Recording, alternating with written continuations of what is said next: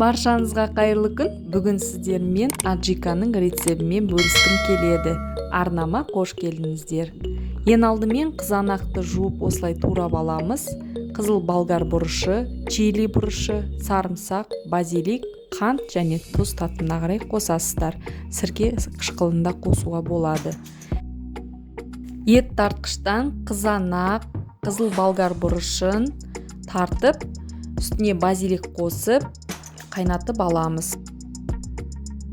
1 сағат қайнаған аджикамыздың үстіне 1 ас қасық тұз, 4 ас қасық қант және 1 шай қасық 70%-дық сірке қышқылын қосып, тағы да жарты сағат баяу отта қайнатып аламыз.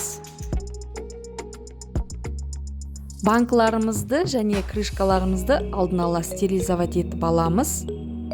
Стерилизовать етіліп алған банкаларымызға аджикамызды құйып ыстықтай жауып тастаймыз.